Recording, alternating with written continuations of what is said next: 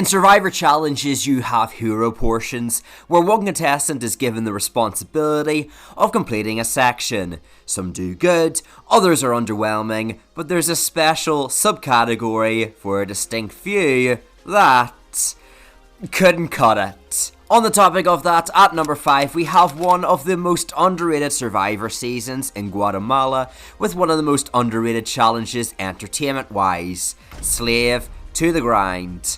Oh, how fitting. In episode 5, there was a reward challenge with margaritas, chips, and a crocodile cage. The challenge was a multi-layered obstacle course featuring different items to chop with different tools. Station 1 had a sharp rock with 3 pieces of rope, Station 2 contained a machete to chop wood, a turnstile to bring a cart up a hill, and then a final rope chop to release the cart. So the Nakum tribe picked Jamie, who seemed like a fine choice, until you realise his chopping skills look more like him trying to gently caress a rope. Compare this to Brandon, who is far less dainty, and just smashes the ropes apart with his rock. So Brandon has literally shown Jamie how to effectively complete the course, and yet this man is still tapping his little rock against the rope. Yeah, Jamie, they're far ahead in the challenge. Do you want to swap? No, I will cut through this rope. But Jamie, they've already won the challenge. But I want to cut this rope. But Jamie, Danny's already won the season. Rope! Jamie never changes with anyone, switches strategies even against Stephanie's advice, and lets the opposing tribe complete bit after bit of the course. By the end of the challenge, we have Bobby John, mature as ever, air teabagging Jamie on the way down the course, and it's only then that Jamie finally completes his section. The worst of it all is Stephanie back at camp, getting cross-season PTSD, and compares Jamie's challenge performance to the kind of performances she saw on Oolong. That's how bad Jamie feels. On the topic of different seasons, next we're going to the first ever immunity challenge in Worlds Apart. Much like the last course, this was multi-layered, featuring unlocking a ladder, and then, step by step, see what I did there, the contestants had to get the ladder through the course. Last but certainly not least was a puzzle. A 50-word puzzle for people that can match up words, a 10-piece puzzle for those more visual, and a 5-piece puzzle for Spencer to memorise and break Survivor Cambodia with. Also, apparently 65% of you aren't subscribed, so consider becoming a rogue today. To unlock the ladder, contestants could either unlock the cage or undo the series of knots. Every tribe initially picked one of their members to open the cage, but after realising the ludicrous amount of keys they had to get through, eventually the white, blue, and then no colours switched to the knots. Someone ties the knots as if she was a shoemaker in a past life, and the no callers have Joe, who is basically a cheat code in challenges like this. Mike, on the other hand, to put it simply, sucked, and the other two tribes completed all the ladder sections of the course and got to the puzzle. The blue collars were completely blown out of the water, and the challenge was over.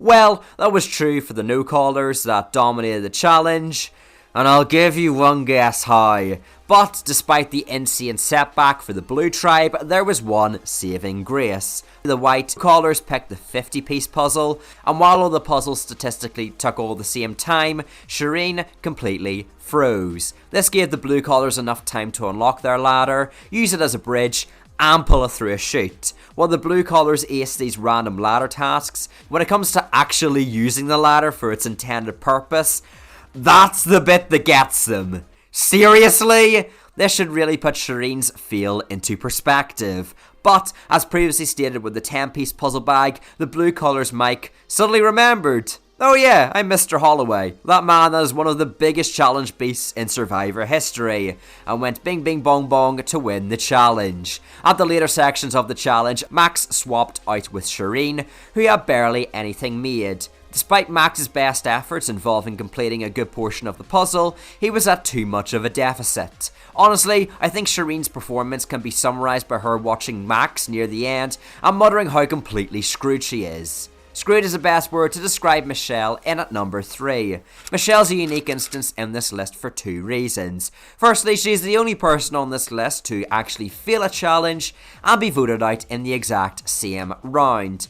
But she's also unique because she completely crushed her hero section of the challenge and still failed her part of the challenge simultaneously. Confused? Let me explain. Sean, Burton and our main gal, Michelle, were a trio, but lost Burton at the previous tribal council. Sean then proceeded to immediately disassociate himself with Burton the day after, and that plus his physical strength made Michelle the clear next boot. But there was a positive. The upcoming challenge was a gross food eating competition. Michelle, herself, had experience in eating different gross foods, and so this food to her was a piece of cake. Literally. There was only one issue. You see, this was a stage in Survivor where production set a challenge, and then after it thought, wait, what if the tribes tie? So the tribe had this pretty ingenious idea to set Michelle up as the Trojan horse. Since all you had to do was get the concoction down, Michelle could have pretended to be in agony throughout the entire process. Then, the opposition picks her for the final round, and she completely smashes them.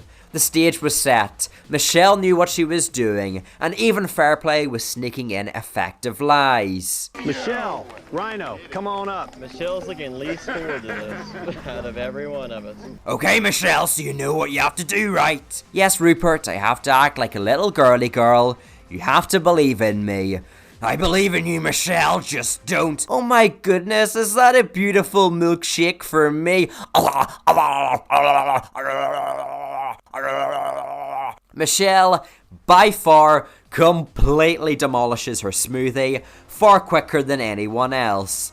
Even the other tribe are cheering for her. Now again, Michelle did have to finish the smoothie, it's true, but the intention was to make the other tribe think she was the worst, which she absolutely feels at. For the tiebreaker, Drake picks Dara and the Morgans pick Sandra. And, as we all know, across her multiple appearances, Sandra is a definitive challenge B. Never mind. Back at camp, pretty much everyone is disappointed in Michelle for not following through with the plan, and John is being as friendly as ever. As one of my commenters note, she dropped the ball by not dropping the ball. The tribe needed her to put up a weak front for the eating challenge, and instead she demolished the challenge, leading to the tribe losing and voting her out. Michelle's fail is a unique one, but at the end of the episode, it was a big factor in her torch being blown out. Another blowout comes from the curious case of Chris Doherty.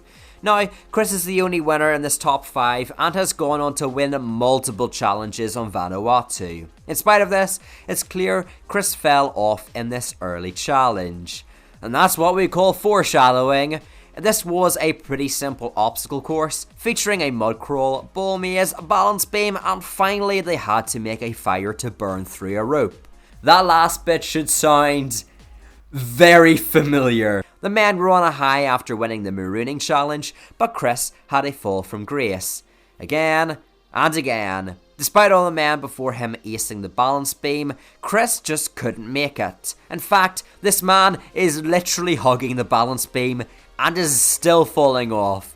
This has become so embarrassing that it's cycled back to being impressive. Now, in somewhat defense of Chris, they did go through the mud beforehand, and he was one of the last people to get onto the beam. This resulted in muddy residue, making the beam slippery. However, the women on the other tribe had a little issue with the mud. They all crossed, lit the fire, and completed the course, all before Chris crossed the beam. Chris's loss was pretty catastrophic, but at least he had the brains to make the Fat Five alliance. Wait. Is it because I said the brains? Oh no. Of course, at number 1 we have Jatia from the Brains tribe. And yes, this entire list could have consisted of Jatia challenge fails. I made the joke so nobody in the comments has to. Jatia's occupation was a nuclear engineer, which is ironic because everything she touched kind of just combust. Does anyone remember the tribe shelter? But in the second immunity challenge of the premiere, Jatia decided to self-destruct even more. This challenge format was similar to most ones in the water. The tribe had to swim out to a cage, open it from the inside, carry some heavy cargo in the water, and then complete a fish cog puzzle. Thanks to really Garrett, the Brains make light work of the cargo and are actually first for once in a challenge. Even Cass is surprised they're actually winning. But despite words of encouragement like don't get too confident, there's something the Cagayan Brains tribe are forgetting. They're the Cagayan's Brain tribe.